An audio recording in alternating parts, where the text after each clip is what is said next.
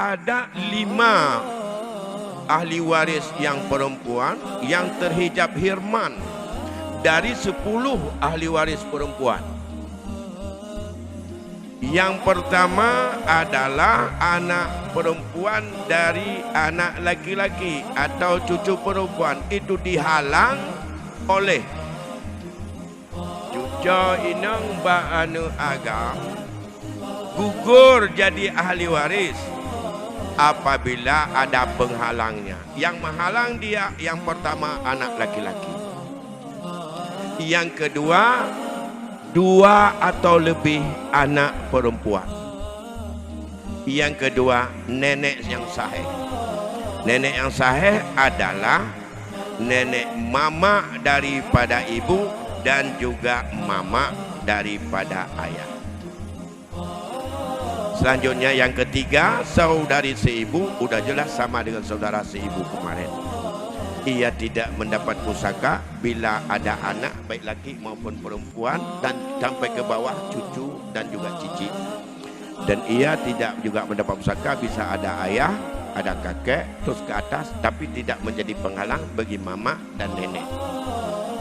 Kemudian yang kelima, kemudian saudara sebapa dihijab. Saudari sebapa dihijab oleh orang yang menghijab saudari seibu sebapa.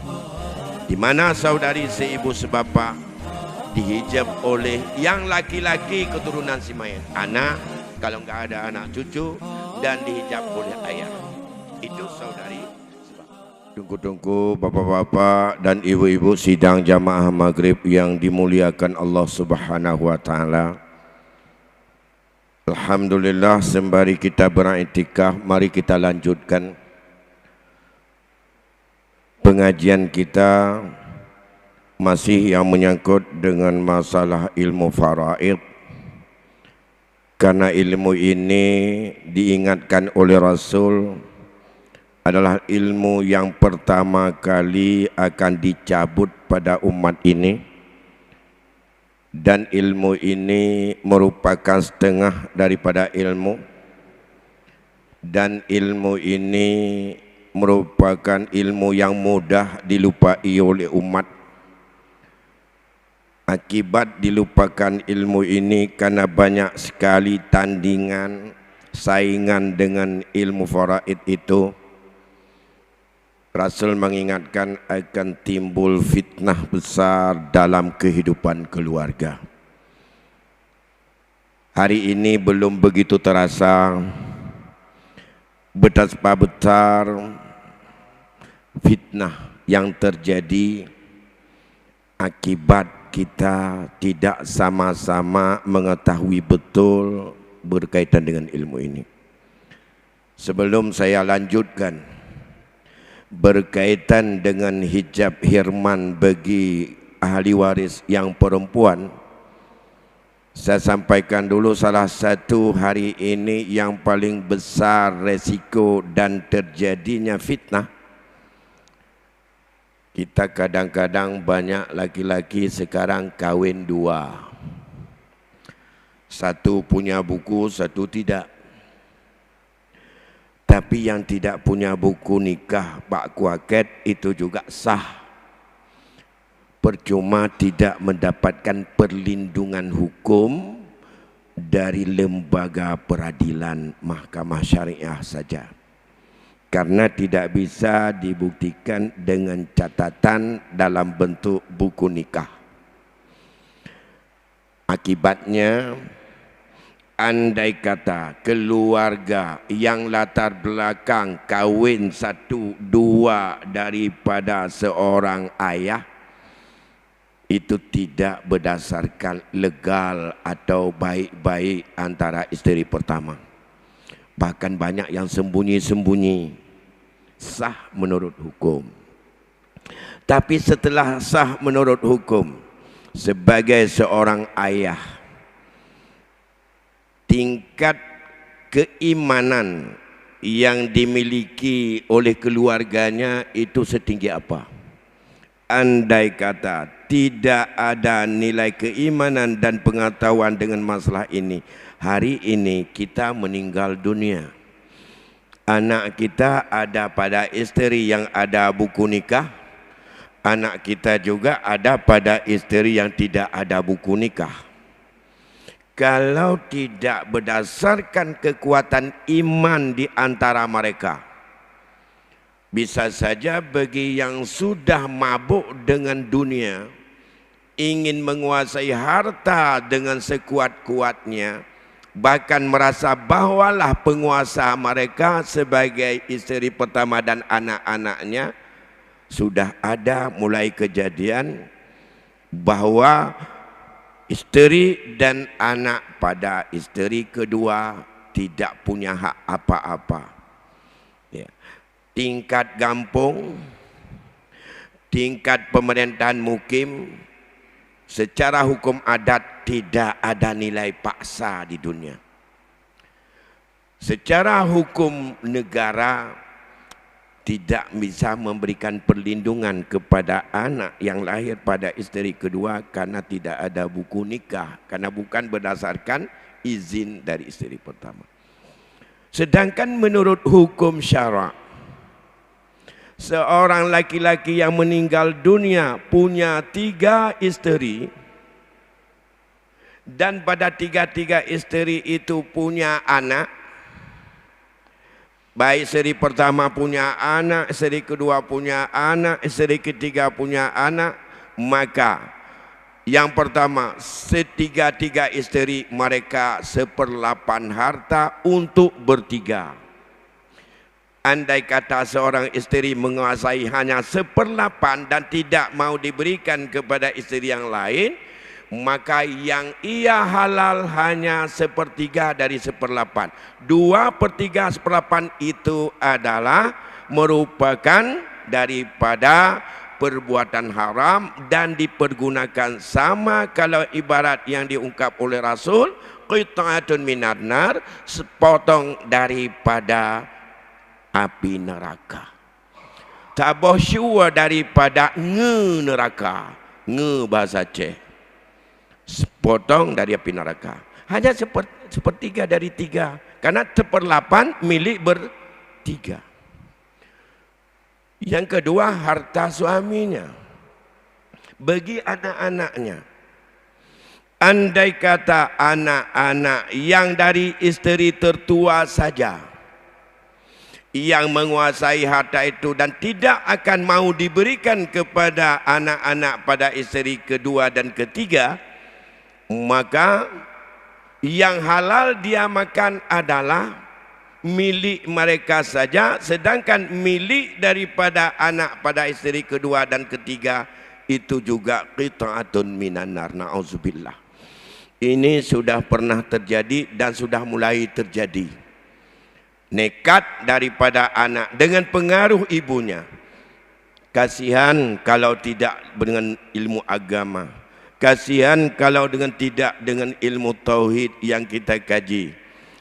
Anak dan keluarga kita akan memuluskan jalan menuju murka Allah dan menuju neraka. Coba dibayangkan hari ini, jangankan di situ, seorang ibu,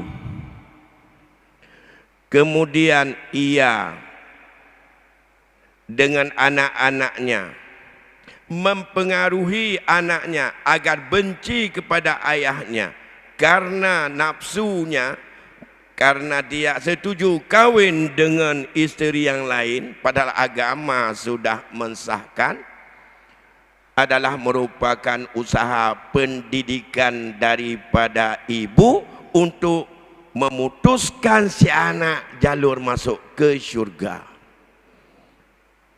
Karena dia telah menghasut, telah menanamkan, telah mensemai nilai-nilai kebencian pada anak agar benci kepada ayah dari si anak itu sendiri.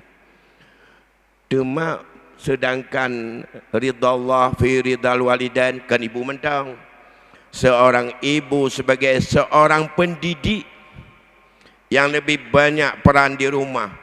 Kalau kebencian gara-gara dikuasai oleh nafsu, sampai dengan untuk menceraikan, bahkan menanam dan menyemai bibit kebencian pada anak agar ia benci kepada ayahnya. Nauzubillah, itu bukan kerja seorang ibu. Jangan pikir karena dia ibu, kalau mendidik kebencian kepada anak kepada ayah kandungnya, itu adalah perbuatan dosa yang melukai Allah. Dalam hal yang demikian, la ta'ata li makhluqin li maksiatillah. Hanya taat ke mak modelnya karena igatnya tengah gedidik kepada anak pun yang gebenci oleh Allah. Selang untuk membuat jembatan agar terhalang anak mendapat syurga Allah. Inilah problem keluarga yang punya dua isteri. Biasa kalau napeng dia katanya kagak galak tak bodoh kadang. Perempuan itu pun oleh nak ambil dua baru itu pun mulailah benci. Kadang-kadang yang menumpuk meloh dan segala macam. Dan inilah nafsu yang paling berat. Baik, ini salah satu fitnah besar yang terjadi. Sudah sedangkan program kita 50% kehidupan ini agar menjadi hamba yang beribadah kepada Allah adalah pada nafsu ke harta. Kemudian lebih dari itu, sayang kepada isteri, sayang kepada anak. Maka program peglih harta, begat akhlak kepada anak, mendidik mereka, begat akhlak kepada dua ibu bapa merupakan kunci menjadi bahagia keluarga, mawaddah warahmah. Kalau enggak ada. Zuyyina linnasi hubbus syahwat minan nisa wal banin wal qanatiril muqantarah. Peluang nafsu masuk untuk mengendalikan manusia adalah pada qanatiril muqantarah, pada fasilitas hidup menyangkut dengan harta. Oleh karena demikian, yang pun ilai yang harus kita bersihkan harta dari haram, apalagi syubhat. Harta yang ada dalam keluarga kita yang kita ambil secara cuma-cuma sebagai pengalihan daripada orang meninggal. Dia nyantik baru tepat harta yang tamita ke rawa tu. Nyan pilu tak masalah. Yang tamita ke rawa tu lawetnya, yang kita usaha sendiri hari ini banyak masalah. Apakah kita yang cari itu dengan jalan halal atau haram atau remang-remang? Ada yang modelnya itu deposito, adanya dengan beli saham, apa dengan jalan itu adalah bermacam cara. Dengan hari ini sedang berlomba-lomba bagaimana punya fasilitas tapi kerja jangan keluar keringat. Bisa duduk-duduk saja di AC, bisa beli mobil mewah. Kan itu yang dihayalkan oleh Taidah go parang pekat jak melampau. Nah mati dia aja fikir bopu tacah lampu pajan mutemeng bela Honda. Baiklah Honda ban ke tangan hangkong. Menan fikir. Orangnya petani merupakan kelompok masyarakat terendah. Baik pegang pubur engkau. Tak pekerjaan petani apa. Tapi kontraktor beres. Yang lanjut dikem dia punya kontraktor. Walaupun mocok-mocok pada kontraktor bagian blo-blo ya perlu aqua kadang. Kenapa tak lah? Yang penting kontraktor. Tapi berikan petani. Dalam ulai katanya menjadikan petani, hana terbayang itu milioner. Hana terbayang dia bisa untuk naik mobil. Petani merupakan kelompok yang paling rendah. Itanya opi mana ada yang pegat tentu ekonomi. Bu pekerjaan lah nampu fikir lepnya menangkah petani mentang. Oh tayak tadi dikinyan tanah meterantai dan. Yang petani. Tapi tanah han tapuatan duk baru mau tewa petani. Tanah nak tapuna. Petani cik. Yang penting nampu pekerjaan ke petani. Jadi itu adalah gambaran. Sama seperti gambaran hanya jabat talon. Ikan je dulu kepala pupuk jabat talon. Jadi begitu langsung disambut tak perlu diucapkan. Pekerjaan petani membayang aju bahawa ganyan adalah urung putuh perut ya. Menamutan hidup. Ini persoalan. Oleh karena demikian pembersihan ekonomi, pembersihan penghasilan yang kita hidup dalam keluarga adalah syarat mutlak untuk mampu kita berusaha lepas dari bermacam tantangan yang semakin dahsyat di penghujung zaman, dan juga merupakan usaha doa kepada Allah yang paling besar harapan kita supaya diterima. Usaha dan doa barulah bisa menjadi ad-doa silahul mukminin, senjata terakhir dalam kita menghadang budaya, menghadang bermacam-macam hal yang masuk dalam rumah tangga kita, anak dan keluarga kita untuk terjebak dengan masalah duniawi. Bapak Ibu yang berbahagia, baiklah, ada 5 ahli waris yang perempuan yang terhijab hirman dari 10 ahli waris perempuan. Hari itu ahli waris perempuan yang bukan zawil arham, 5 di antara mereka menghalang bagi yang lain. Mereka semuanya ada 10.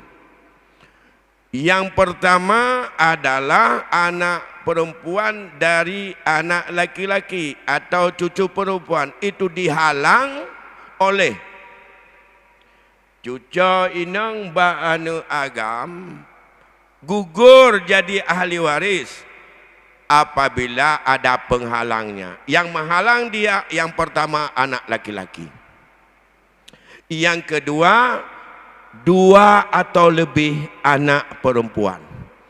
Menyona anak inang 2 atau lebih cucu perempuan tidak bisa mendapat apa-apa karena sebanyak-banyak hak anak perempuan 2/3 kalau ambil bagian tertentu. Andai kata anak perempuan 1 orang, karena jatah anak perempuan 1 orang itu setengah, masih bisa sisa 1/6 untuk didapatkan oleh cucu perempuan dari anak laki-laki. Maka penghalang dia 2. Tapi kalau ada cucu laki-laki, ia tidak mendapatkan bagian, tapi dia mendapatkan dengan jalan asabah bighairi, dengan anak atau cucu laki-laki yang semertabat dengan dia, dengan rumus lizzakari mislu haddil unsayain, laki-laki 2 bagian dari anak 2 bagian anak perempuan, sama dengan anak laki-laki dengan anak perempuan. Ini yang pertama. Jadi gedanyo cucu ba anak agam dekedi na ani inang hana anak agam cucu ba anak agam ani inang lebih tidak, maka cucu ba anak agam juga penghalang. Sedangkan cucu ba anak inang baik inang maupun agam itu sudah zawil arham. Ya, udah. Begitu juga cucu di bawahnya akan dihalang oleh cucu yang lebih dekat dengan si mayit, baik yang laki-laki atau 2 cucu yang lebih dekat walaupun tidak ada anak. Ini yang pertama. Yang kedua, nenek yang sahih. Nenek yang sahih adalah nenek mama daripada ibu dan juga mama daripada ayah. Ya. Nenek yang sahih ini dihalang oleh ibu bila nenek itu pihak ibu. Artinya nenek tidak bisa mendapat pusaka kalau masih hidup ibu.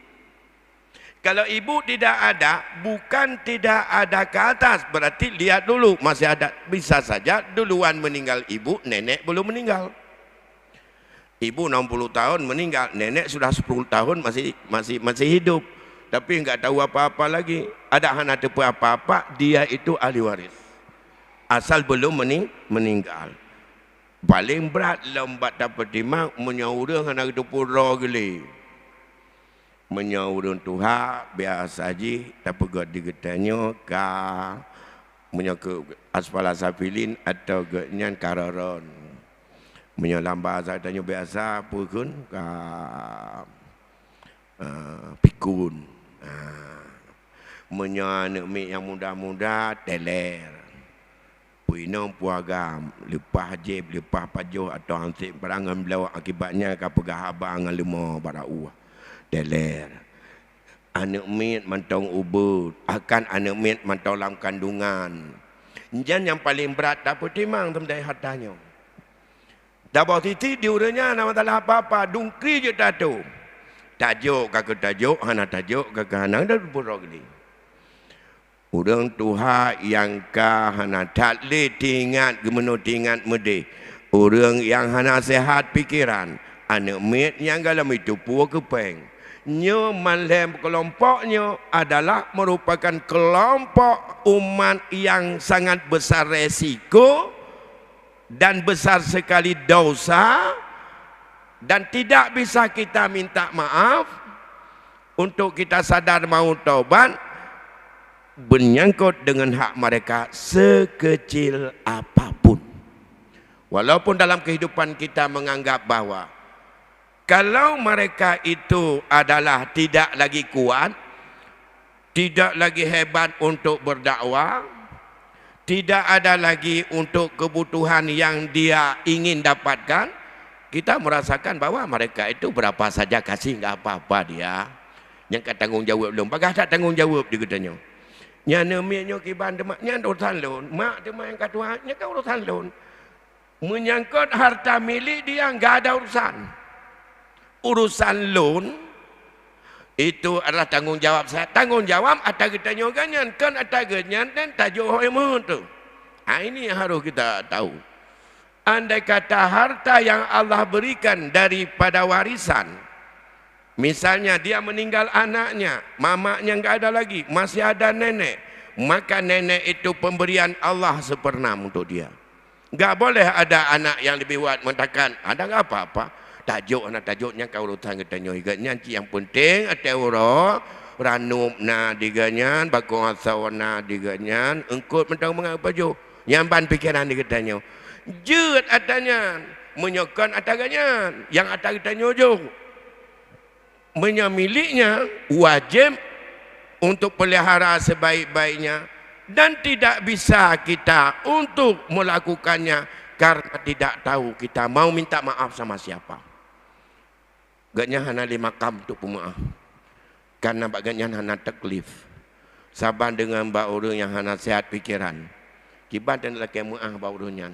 Dumpu maaf baji. Ada mertiti luar je lelaki kita nyuma dujuk. Menanti mbak anak menyebut. Anak menyak lelaki maaf pun lelaki maaf. Ada raya maaf kan maaf ada ubut je yang terberlaku. Maaf wate dia sehat berfikir. Maka itu besar resiko dalam konteks kita makan milik. Jangan melihat hari ini yang kita makan tidak legal atau secara zalim, punya yang jauh-jauh, yang di rumah dulu syari. Dan itu bersihkan yang pertama. Yang ketiga, saudara, tadi nenek mama ibu dihalang oleh ibu. Nenek mama dari ayah dihalang oleh ibu dan ayah. Kalau masih ada ibu, masih ada ayah, nenek pihak ayah tidak mendapat pusaka. Tapi kalau ada nenek pihak ibu, nenek pihak ayah, nenek si main, mak ayah, mak dari ayah, nyan mandua nek, nyan mandua orangnya saban dengan dua buah perumah tu. Mereka seperenam berkongsi berdua, baik rat mak maupun rat ayah. Sama seperti wanita menjadi isteri 3 orang berkongsi pada 1/8. Hak nenek juga demikian berkongsi 1/6, bukan nenek pihak mama 1/6, nenek pihak ayah 1/6, bukan. Kalau masih ada 2 nenek itu, dua-duanya 1/6 berdua. Begitu yang diputuskan oleh Sayyidina Umar setelah pertama diputuskan oleh Abu Bakar. Dan ini semuanya kita pijakannya lebih banyak adalah pada masalah ijtihad sahabat bagi yang tidak jelas atau tidak konkret dalam ayat. Selanjutnya yang ketiga, saudari seibu udah jelas sama dengan saudara seibu kemarin. Ia tidak mendapat pusaka bila ada anak baik laki maupun perempuan dan sampai ke bawah cucu dan juga cicit. Dan ia tidak juga mendapat pusaka bisa ada ayah, ada kakek, terus ke atas, tapi tidak menjadi penghalang bagi mama dan nenek. Kemudian yang kelima, kemudian saudara sebapak dihijab, saudari sebapak dihijab oleh orang yang menghijab saudari seibu sebapak. Di mana saudari seibu sebapak dihijab oleh yang laki-laki keturunan si mayat, anak kalau enggak ada anak cucu, dan dihijab oleh ayah. Itu saudari sebapak. Kalau ada saudara yang laki-laki, dia bisa untuk mendapat asabah bi ghairi. Kalau ada kakek, dia ada berbagai persoalan lain yang akan bisa timbul. Sedangkan saudara sebapak, saudari sebapak dihijab oleh juga saudari seibu sebapak, saudara seibu sebapak dan saudari seibu bapak, andai kata ada bersama anak perempuan atau cucu perempuan dalam bentuk asabah ma'a ghairi. Itu saudari sebapak. Lain tidak ada ahli waris perempuan. Sedangkan isteri tidak dihijab hirman, isteri selalu dapat. Sedangkan mu'tiqah, perempuan yang memerdekakan budak, dia pada urutan kelima. Bila tidak ada ahli waris kerabat, baru sampai kepada orang yang memerdekakan budak. Dan itulah yang perlu kita pahami. Sedangkan tingkat yang di bawahnya, mereka itu bukan karena dihijab, tetapi mereka itu adalah zawil arham. Kalau zawil arham, ia pada urutan yang ketiga sebagai ahli waris bila tidak ada yang mendapatkan bagian tertentu dan tidak ada daripada laki-laki yang menjadi urutan penerima asabah. Itu beberapa hal dulu. Mengingat masih ada waktu lebih panjang dikit malam ini, saya buka dulu pertanyaan ataupun kesempatan. Mungkin ada yang ingin untuk menyampaikan. Kami persilakan kalau ada. Baik.